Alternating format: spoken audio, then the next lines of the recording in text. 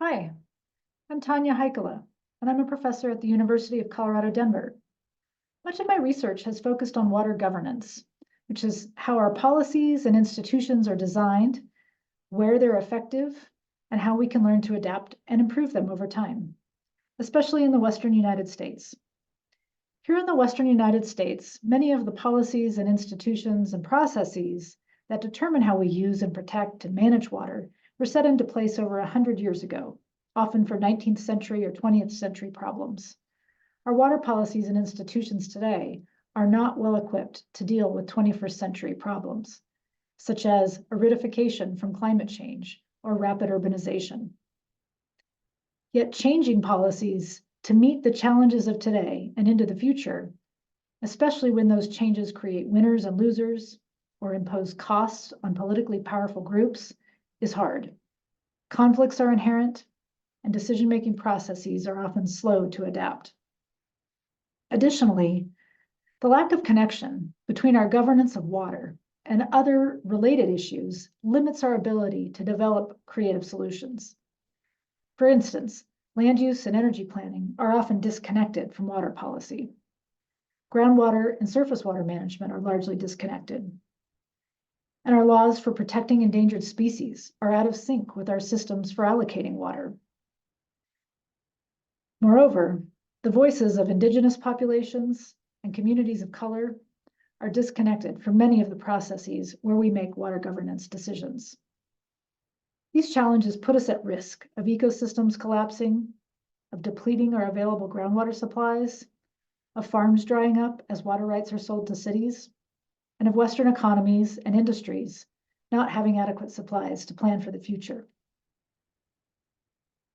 To address some of these challenges, we need to rethink how we fundamentally govern water. This requires us to recognize our shared values for water, not as a private good to be bought and sold to the highest bidder, but as a common pool resource or a shared resource that we all collectively depend upon for our survival. When people recognize the shared core values of others, they're more likely to be able to trust each other, learn from each other, and overcome conflict. We also need to keep probing key social science questions, such as how can we better integrate more diverse voices into decision-making processes and overcome past inequities to build more trust? Or what are some of the institutional barriers to improved coordination across different water sectors and interests? Or what types of changes to policies, laws, and processes can help us build more adaptive and transformative governance systems, or enhance our capacity to reduce some of the trade-offs and negative effects that can occur when deciding how to share and manage a common pool resource. Having more coordinated tracking and knowledge sharing of how our water governance institutions are succeeding or where they're failing is essential. We need to be able to compare as well across watershed regions or political systems and better understand how to learn and adapt from other systems. This can require institutional scholars, decision scientists, economists, legal scholars, political scientists, and others to share data, work together, and do more knowledge co-production with the people on the ground who are engaged in and affected by our governance actions.